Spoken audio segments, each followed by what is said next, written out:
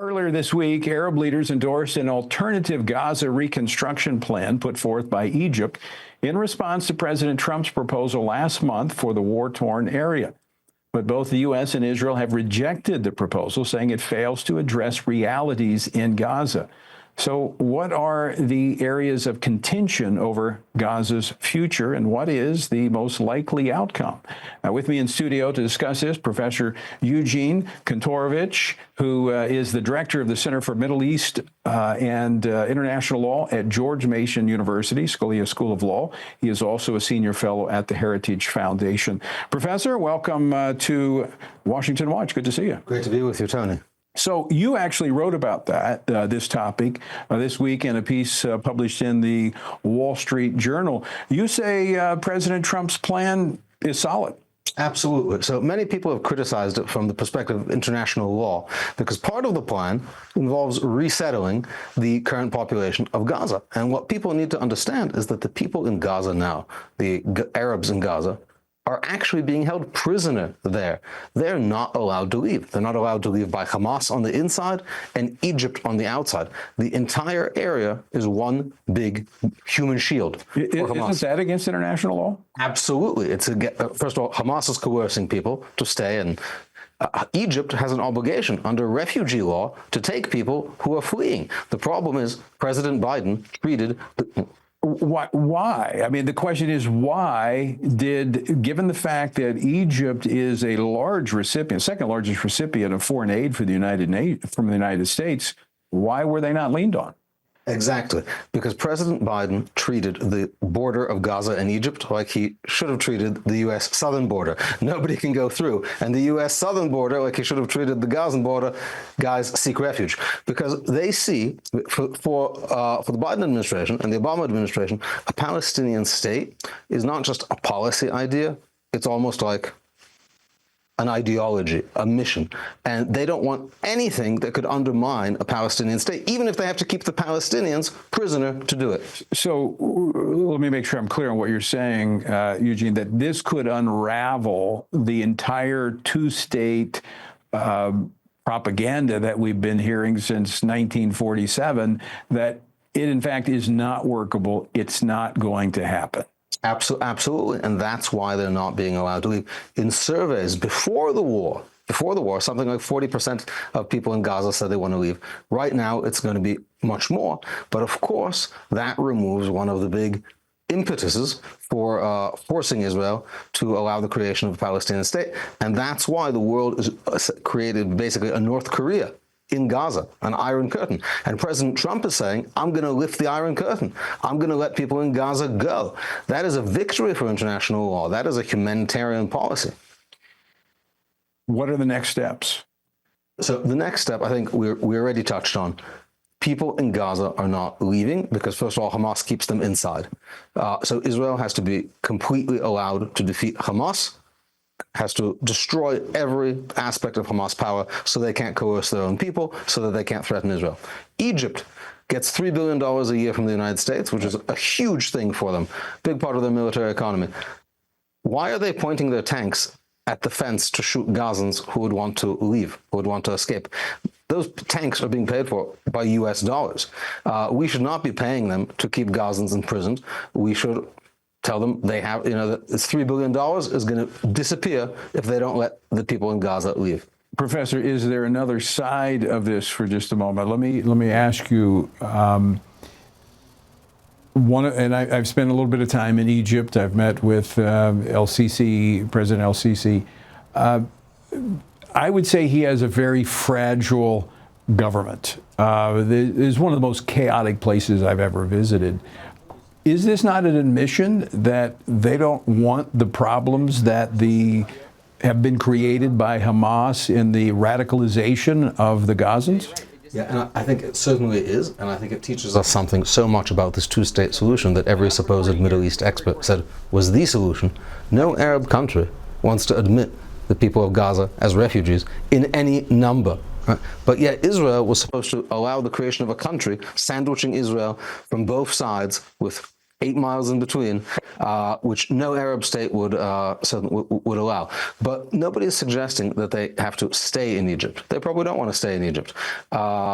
Egypt is just the first place that they would be able to leave through, but they could presumably resettle throughout Europe, throughout Turkey, which is a big fan of the Palestinian cause. They don't all have to stay in Egypt, and I think that's something that we should be very sympathetic to. Your suggestion is, if I recall correctly, is in our conversation, is that they should be free to go. Exactly. For example, they make the choice where they want to go. Millions of people fled the Syrian conflict. Millions of people have fled the Ukrainian conflict. Afghanistan, there was no international plan for where they're going to go. Some went to one country, some went to another. That's the normal way these things work. The key is to allow them to leave. And I don't think most of them want to be in Egypt, because I think they understand the Egyptians are not going to treat them well. So they will find their ways to countries that will treat them better, where they could make a better life. And what President Trump has suggested is there can even be financial support for this from the other countries of the Middle East. So instead of us paying the Egyptians to pay to keep the Gazans trapped, we'll pay to let them free. But here's the downside for the United Nations and others who have used the Palestinians as props for the last half a century. How do they rob Israel of its land? Exactly. You said it exactly right, the way I put it in my Wall Street Journal article. The Palestinians have been treated as serfs by the international community. They're not allowed to ever leave, and they have a hereditary status as refugees, even if they've never fled anywhere, even if they've been in the same place for generations. So serfdom is not something that we really recognize these days, and I think President Trump has a plan that really would be called progressive if it didn't have the feature of happening to help Israel be safe. Right. At the beginning of the program, I had David Mintzer on, spokesman for the Israeli government spokesman, and I played a clip from the Secretary General of the United Nations, Antonio Guterres, this week making the comment that the only way forward for peace in the Middle East is a two-state solution with a divided Jerusalem as the capital for both of those states. Who believes that? After October the 7th, who believes that? So I think we have to understand, and as people of faith, it's important to understand that there's faith that comes in all sorts of costumes, and the secular cosmopolitan ideology that they have has all of the aspects of faith. That is to say, this has become a religion for them. They have made an idol out of this two-state solution, and they're not going to lose faith in it easily. It is a kind of fundamental commitment. But how do they see it coming about? I mean, we pray, but we also work to see those prayers come to reality. How do they don't take President Trump seriously enough yet. They think they can wait him out. They think he's... As they have many other Republican administrations. Floating out, but there's never been a Republican administration like this one. They think he's floating trial balloons. So they think if you create some kind of, if you stick to your guns, it will be the same. But the most interesting thing that they still say, the two-state solution, regardless of what happens in the world, their prescription is the same. That is to say, it is not responsive to changes in circumstances, right, to new evidence, to new developments. In that way, it's... But the situation here in the Middle East is so volatile right now that just trying to wait out President Trump, I think, is just waiting for another explosion to occur when you have Iran about ready to break out with a nuclear weapon. You've got them flooding Judea and Samaria with advanced weaponry through Jordan. I mean, it's just a matter of time. It's a ticking time bomb here. So President Trump understands that we need to end the conflict here. That what you see here, for as long as we've been talking about the two-state solution, we have had cycles of mass terror and full-scale war every couple of years. So the two-state solution is not leading us to a path towards peace, declaring the conflict over, recognizing Israel's legitimate rights in a way that discourages and disincentivizes attacks on Israel. That is the way to peace and stability, but the UN doesn't really care about that. We have to, of course, UNRWA, the United Nations agency, heavily in Gaza and Judea and Samaria, was essentially seamlessly merged with Hamas. Well, they've been fueling ideologically the divide in their educational system, exactly, and I've seen the material. It is inciting violence and hatred toward the Jewish people. In fact, refusing to even show the state of Israel on their maps. And I think we still quote like the UN Secretary General as a diplomat. But I think one thing up to October 7th has at least revealed to the people of Israel is that the UN is really just terrorists in suits, right? That is to say, they knew about it. They didn't do anything about it, Right. and they're still covering up for it and trying to prevent punishment of those people involved. Now, Professor, I've not been able to verify this. I'm just seeing news that there are some reports that the Trump administration, considering the same concept that he has stated for Gaza as being a way forward in Judea and Samaria. So obviously the situation in Judea and Samaria is quite different, and I think the situation of the Arab residents there is far from as desperate because there's not been a war there. But part of that plan that President Trump seems to be considering is a recognition of Israeli sovereignty in Judea and Samaria. That would be really the first part. Which allows then more of a security presence to disarm and to basically eliminate the threat, the terrorist threat. And it disincentivizes, exactly that, and it also disincentivizes the terrorist threat. The reason the terrorists think they have a chance is because the international community keeps saying Central Israel is still up for grabs. To that point, I was talking earlier with a member of the Knesset, Ohad Tal, the term West Bank that's been used since 1947, 1948, that term incites rather than brings peace to this region, because it does suggest what you said, that somehow this land has been taken, and that if there's just enough opposition, it'll be taken back. Exactly. And President Trump has a blueprint for how to make this work. He said that Jerusalem is the sovereign capital of the Jewish nation because for a few reasons. A, because he said it's true, and I want to live in the universe of reality.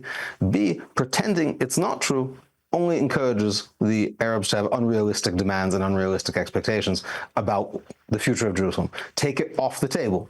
And we took it off the table, and what happened? We got the Abraham Accords. That is to say, making the expectations realistic is actually going to bring peace to the region.